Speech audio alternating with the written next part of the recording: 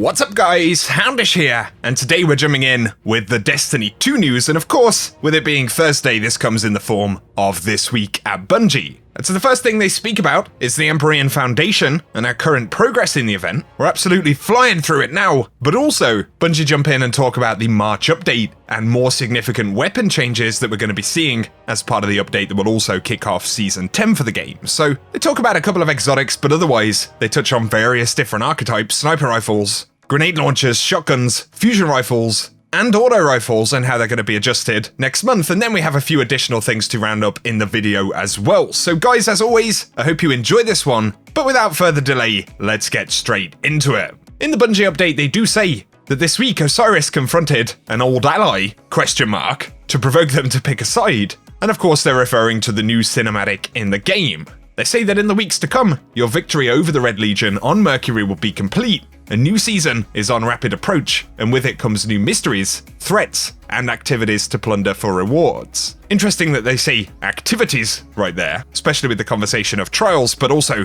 potentially another core piece of content for next season. That is, of course, if we're so lucky, but they finish by saying if you're enjoying obelisks, you still have time to farm their resonance levels and weapon bounties before next season begins, and they're going to be sharing more info with us real soon.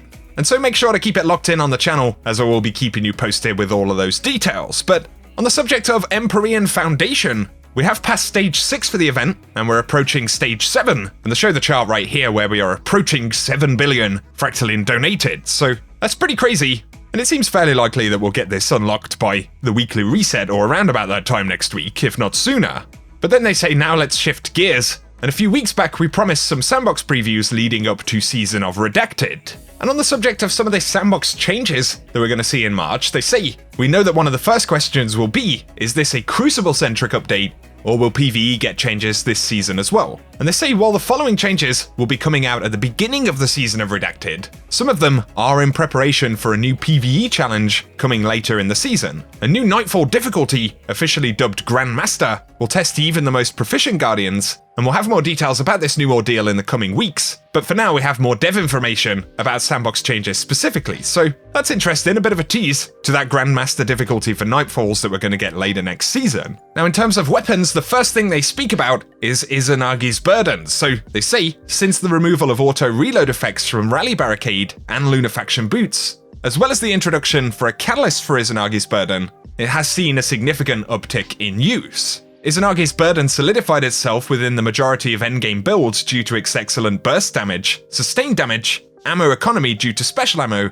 and safety due to being a sniper rifle. The Outlaw trait was swapped out for no distractions to be more in line with the fantasy of the weapon, and to ensure that the trait on the weapon would still work with Owned Edge. And so the animation speed of Owned Edge is no longer affected by the reload stat, and then Outlaw has been replaced with no distractions. That's certainly an interesting change, we'll see how it feels in the game, but not only Izanagi's Burden will be affected, because they're going to be adjusting snipers in general as well. So they say damage to major enemies and above has been reduced to pre-Shadowkeep values, so we're looking at roughly minus 20%, and the adaptive sniper precision multiplier has been reduced from 3.25 to 2.95 times. And then Rapid Fire Sniper's base impact has been reduced from 100 damage to 90 damage. But you say that the direct changes to Adaptive and Rapid Fire Snipers are to make the differences in the sub-archetypes more impactful again, as well as to give some amount of parity with the adjustments to shotguns and fusion rifles. We'll get onto those changes in just a moment, but here they talk about grenade launchers. So through a combination of archetype adjustments and new perks being introduced, grenade launchers have been quite powerful since Season of the Drifter, and we've changed the aggressive frame sub-archetype to the rapid fire sub-archetype to be more in line with other weapons' established conventions and slightly reduce their effectiveness on powerful enemies to give other weapons some more breathing room. So aggressive frame launchers are now rapid fire frame grenade launchers, and these have had their damage reduced to account for their rate of fire, which is 0.8 times, but now also have increased reserves. Previously, aggressive frame grenade launchers fired faster than adaptive, but had the same damage, and damage to major enemies and above by power weapon grenade launchers has been reduced by minus 10%. And so that is a definite nerf to some of the top grenade launchers in the game. But Bungie do talk about exotics, so Lord of Wolves. They say the ease of use granted by changes to release the wolves made it very difficult to approach and made the margin of error extremely large. And we know the weapon is pretty strong. Essentially, the Release the Walls perk will now significantly reduce the weapon's accuracy whenever it's active.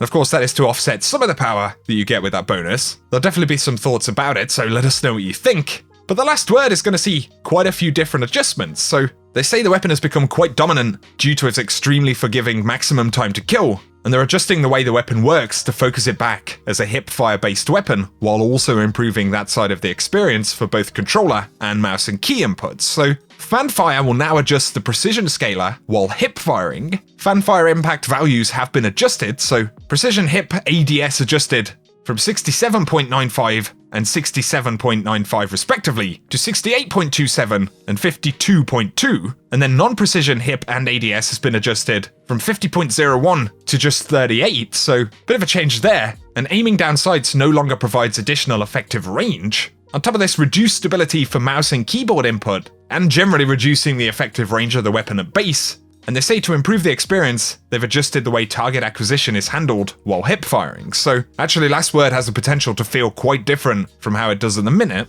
There's quite a lot of numbers on screen right there, we'll have to see how it feels in the game. But then we have shotguns and fusion rifles, so target acquisition for non-slug shotguns has been adjusted to no longer account for precision locations. And previously, target acquisition could actually cause the player's spread to deviate from the intended aim vector, which caused a lot of that spread to miss. The cone angle is now adjusted on a per sub-archetype basis and is no longer adjusted by the range stat, and aiming down sights no longer adjusts effective range for the weapon archetype. And they say one of the issues they've been waiting to fix was an oddity in the way that the aim assist system works with weapons that don't care much about precision damage. And for shotguns, at certain distances between players, the aim assist system would prioritize the head, causing the entire spread to deviate from center mass and make the player miss out on the kill. With that issue out of the way, they've made those additional adjustments to kind of balance things out. Then of course there are fusion rifles, so similar to the issue noted above with shotguns, fusion rifles also have suffered with some target acquisition related oddities that they fixed. Most of the changes coming in March are focused on high impact sub-archetypes. Backup Plan was an exotic perk in the original Destiny release, and it was placed on legendary fusion rifles in Destiny 2 due to them being a heavy ammo weapon.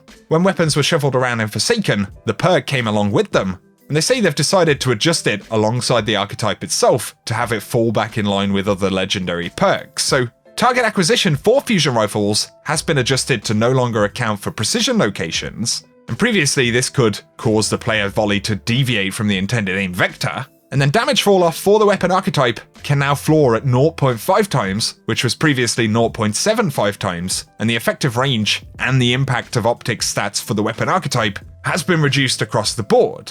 And then for Backup Plan, it will now adjust impact to match the rapid fire sub-archetype while active, and charge time is now set to match the rapid fire sub-archetype, which is 0.85 while active. Man, Bungie getting technical with these weapon breakdowns right here. Certainly seems that it could help to adjust our good friend Erentil though, so let us know what you think. But we also have changes for auto rifles, and impact values have been adjusted for them. So high impact frame auto rifles do 22 and 35.2 default and precision damage, and that was previously 22 and 33, and so a bit more of a precision damage buff there. And then precision frame auto rifles now do 17 and 27.2 default and precision damage, which was previously 17 and 25.5. For adaptive frames, they'll do 15.75 and 25.2 default and precision respectively, which was previously 13.75 and 22. And then for rapid fire frames, they will now do 13.4 and 20.1 default and precision damage, which was previously 12.5 and 18.75. So a slew of adjustments for auto rifles there, and we'll see just how they feel in the game after that update. But they say that this is a list of some of the biggest changes coming to weapons, but be sure to check out the official patch notes in early March for the full list. And Bungie are also going to have a preview of exotic armor changes, along with tuning to supers and abilities in the coming weeks. Definitely a bit of a barrage of numbers right there, and once again, we'll have to get into the game and see how a lot of these weapons really end up feeling. But be sure to give us your thoughts on what they've spoken about in this update down below.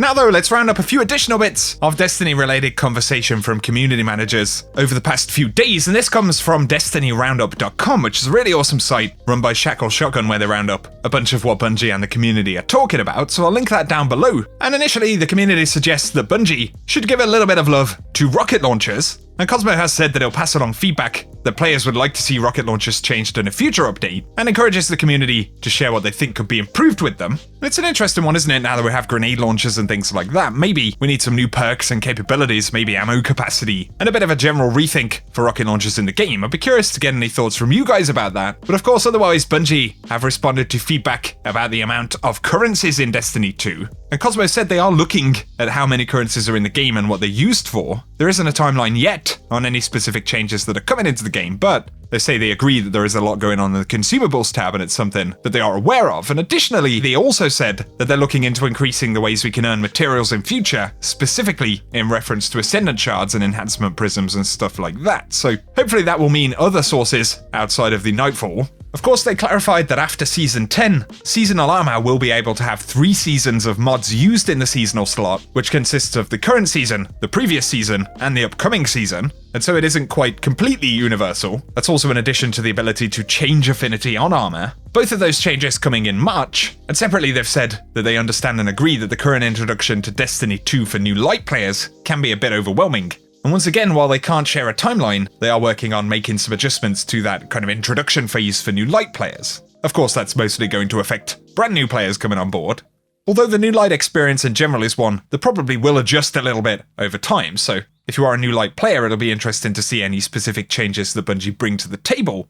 But otherwise, once again, there's a lot of conversation about Season 10, Sandbox Changes, and the updates that we're going to get, of course, which Bungie have spoken about a couple of times in This Week at Bungie, but now that we're only really a couple of weeks out, hopefully we'll get some of the story details and juicy info about the new content that we'll actually see as part of the core content drop in March. But for today, guys, that's everything that we have to round up in the video. Let us know your thoughts on any of the changes coming in that March update, or any of the content that you would love to see. But if you've enjoyed the video, a rating below really helps me out. And if you're new to the channel, be sure to hit subscribe if you do want to be kept up to date with everything related to Destiny 2. Otherwise though, thank you for tuning in, and I'll catch you guys very soon.